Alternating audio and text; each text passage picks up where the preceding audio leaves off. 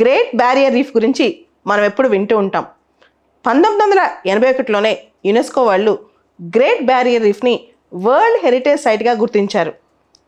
Australian institute for marine sciences వీళ్ళు గత 37 సంవత్సరాల నుంచి గ్రేట్ బ్యారియర్ రీఫ్ యొక్క హెల్త్ గురించి, అంటే ఆ రీఫ్ ఎలా ఉంది, దాని కండిషన్స్ ఎలా ఉన్నాయి, దానికి సంబంధించి రిపోర్ట్ ఇస్తూ ఉంటారనమాట. యాన్యువల్గా ప్రతి సంవత్సరం ఒక రిపోర్ట్ రిలీజ్ చేస్తూ ఉంటారు గ్రేట్ బ్యారియర్ రీఫ్ గురించి Australian institute for marine sciences వాళ్ళు.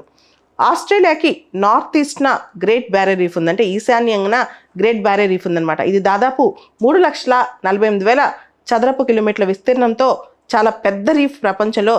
దీనికి చాలా యూనిక్నెస్, చాలా గొప్ప లక్షణాలు కూడా, అంటే ఈ రీఫ్ యొక్క ప్రత్యేకతలు చాలా ఉన్నాయని చెప్పొచ్చు.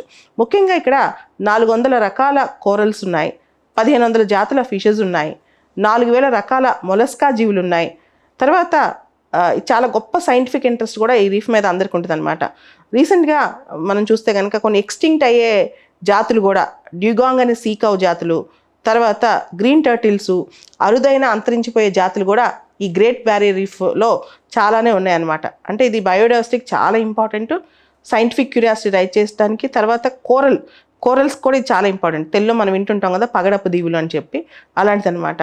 సో అయితే గ్రేట్ బ్యారియర్ రీఫ్ పరిస్థితి ఈ మధ్య ఎలా ఉంది అనే దాని మీద రీసెంట్గా Australian institute for marine sciences వాళ్ళు యాన్యువల్ సమ్మరీ రిపోర్ట్ ఒకటి రిలీజ్ చేశారనమాట. గత 5-6 సంవత్సరాలుగా గ్రేట్ బ్యారియర్ రీఫ్ కోరల్స్ కొంత మెరుగుపడుతున్నప్పటికీ మళ్ళీ ఈ సంవత్సరం డిటీరియేట్ అయ్యే అవకాశం ఉంది, అవి ఇబ్బంది పడే అవకాశం ఉంది అని చెప్తున్నారు. అసలు ఏంటి కోరల్ రీఫ్ ఎందుకు డిటీరియేట్ అవుతుంది, ఇంతకుముందు ఎందుకు కొంచెం బెటర్ అయింది అన్నారు, తర్వాత ఎందుకు ఇబ్బంది పడుతుందో ఒకసారి చూద్దాం.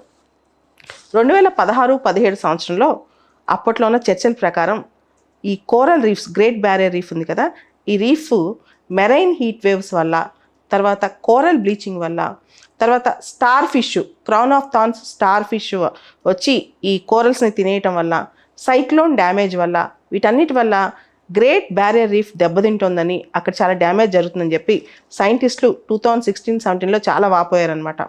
అంటే బాగా ట్రెండింగ్ టాపిక్ ఇది, marine heat waves.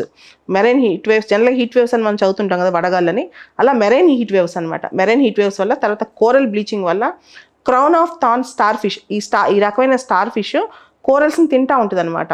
Crown of thorns star fish, తర్వాత సైక్లోన్ డ్యామేజెస్, వీటన్నిటి వల్ల గ్రేట్ బ్యారియర్ రీఫ్ 2016-17లో బాగా దెబ్బతింది. ఆ టైంకి వచ్చేసరికి బాగా దెబ్బతింది అన్నారు. అయితే గత 4-5 సంవత్సరాలుగా గ్రేట్ బ్యారియర్ రీఫ్ కాస్త మెరుగుపడిందంట.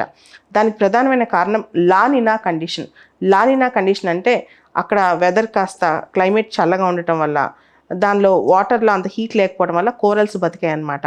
అయితే ఈ సంవత్సరం రిపోర్ట్ ఏంటంటే ఓషన్ టెంపరేచర్స్ బాగా రైజ్ అవటం వల్ల, ఎల్నినో కండిషన్స్ పసిఫిక్లో ఉండటం వల్ల, అక్కడ ఆ నీళ్లు బాగా వేడెక్కడం వల్ల కోరల్ బ్లీచింగ్ బాగా జరిగే అవకాశం ఉంది. ఈ కోరల్ బ్లీచింగ్ కనుక జరిగితే గ్రేట్ బ్యారియర్ రీఫ్ బాగా దెబ్బతినే అవకాశం ఉంది అని చెప్తున్నారు. అసలు ఇక్కడ ఈ కండిషన్లో కోరల్ బ్లీచింగ్ అంటే ఏంటి అనేది ముఖ్యమైన ప్రశ్న అనమాట మనకి. అంటే నీళ్లు బాగా వేడెక్కినప్పుడు కోరల్స్లో ఆల్గే ఉంటుంది, జూజాంథలే అంటాం అనమాట. అసలు కోరల్స్కి వాటి వైబ్రెన్స్ కానీ వాటి కలర్ రావడానికి కారణం కోరల్స్లో ఉన్న ఆల్గే. ఈ ఆల్గే అనేది లివింగ్.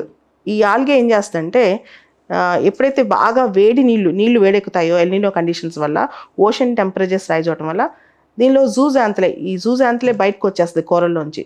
సో కోరల్ బ్లీచింగ్ అంటే ఎప్పుడైతే ఈ ఆల్గే జూజాంథలే బయటకు వచ్చేస్తో కోరల్స్ పేల్గా వైటిష్ కలర్లోకి వెళ్ళిపోతాయి, జీవం లేనట్టు. అవి బతికే ఉంటాయి, అంటే అవి కంప్లీట్గా డెడ్ కాదు, కోరల్స్ ఉంటాయి కానీ పేల్ కలర్లో వైటిష్లో చాలా దుర్భరమైన స్థితిలో ఉంటాయి అన్నమాట. దీన్నే కోరల్ బ్లీచింగ్ అంటారు. కోరల్ బ్లీచింగ్ జరిగినప్పుడు కోరల్స్ డెడ్ అయినా అర్థం కాదు, బ్లీచ్ అయిపోయాయి అనమాట. They are in the dormant condition అనమాట. They are under severe stress, they are subject to mortality అంట. అంటే కోరల్స్ మీద బాగా వేడి నీళ్ళ వల్ల బాగా స్ట్రెస్ అయ్యి, సముద్ర జలాలు వేడెక్కడం వల్ల బాగా స్ట్రెస్ అయ్యి కోరల్స్ బాగా దెబ్బతింటాయి అనమాట. అప్పుడు కోరల్ బ్లీచింగ్ జరుగుతుంది, కోరల్స్లో ఉన్న ఆల్గే బయటకు వచ్చేస్తాయి. సో కోరల్స్ కలరు చాలా పేల్ వైటిష్ కలర్లో వెళ్ళిపోద్ది అనమాట. దాని యొక్క వైబ్రెన్స్, దాని యొక్క అందం కూలిపోతాయి. మీ అందరికి తెలుసు 1981లోనే యునెస్కో వాళ్ళు వరల్డ్ హెరిటేజ్ సైట్గా గుర్తించారు గ్రేట్ బ్యారియర్ రీఫ్ని. అయితే ఈ మధ్య యునెస్కో వాళ్ళు ఇది డేంజర్లో ఉన్న వరల్డ్ హెరిటేజ్ సైట్ అని చెప్పాలనుకున్నప్పుడు ఆస్ట్రేలియా గవర్నమెంట్ చాలా ఇబ్బంది పడింది. దానికి కారణం గ్రేట్ బ్యారియర్ రీఫ్ అనేది చాలా టూరిస్ట్ అట్రాక్షన్ అనమాట. చాలామంది ఆస్ట్రేలియాకి గ్రేట్ బ్యారియర్ రీఫ్ చూడటానికి వెళ్తారు. సో ఎప్పుడైతే యునెస్కో కనుక ఇలాంటి డిక్లరేషన్స్ ఇచ్చిందో అది గ్రేట్ బ్యారియర్ రీఫ్ యొక్క టూరిజం కూడా దెబ్బతీస్తుంది అనమాట. సో ఈ కోరల్ బ్లీచింగ్ వల్ల గ్రేట్ బ్యారియర్ రీఫ్ అనేది టూరిస్ట్ అట్రాక్షన్ తగ్గిపోద్ది అని ఒక భయం అనమాట. సో ఓవరాల్గా 2016-17లో ఎక్కువ డిస్టర్బెన్సెస్ వచ్చాయి. ఇందాక చెప్పిన డిస్టర్బెన్సెస్, హీట్ వేవ్స్ రావడం కానీ, కోరల్ బ్లీచింగ్ జరగడం కానీ, స్టార్ ఫిష్ వచ్చి కోరల్స్ని తినేయటం కానీ, సైక్లోన్ డ్యామేజెస్ కావడం కానీ ఇవన్నీ జరిగాయి అనమాట. అయితే ఈ మధ్య కాలంలో ప్రొటెక్షన్ 4-5 years నుంచి లానినా కండిషన్స్ అంటే ఓషన్ వాటర్స్ కాస్త చల్లగా ఉండటం వల్ల గ్రేట్ బ్యారియర్ రీఫ్ కూడా బాగానే ఉంది. కానీ మళ్ళీ ఎల్నినో కండిషన్స్ పసిఫిక్లో బాగా వేడి పెరగటం వల్ల అక్కడ ఓషన్ వాటర్స్ బాగా వామ్ అవటం వల్ల మళ్ళీ బ్లీచింగ్ జరిగే అవకాశం ఉంది. దాంతో రికవర్ అవటం ఎంతైతే 5 సంవత్సరాల నుంచి రికవర్ అయినాయో అదంతా మళ్ళీ డ్యామేజ్ అయ్యే ప్రమాదం ఉంది వచ్చే ఈ సంవత్సరం మొత్తం అని చెప్పి. ఒకవేళ కనుక డ్యామేజ్ అయితే కనుక చాలా ఇబ్బందికరమైన పరిస్థితి గ్రేట్ బ్యారియర్ రీఫ్ అని కూడా అంటున్నారు.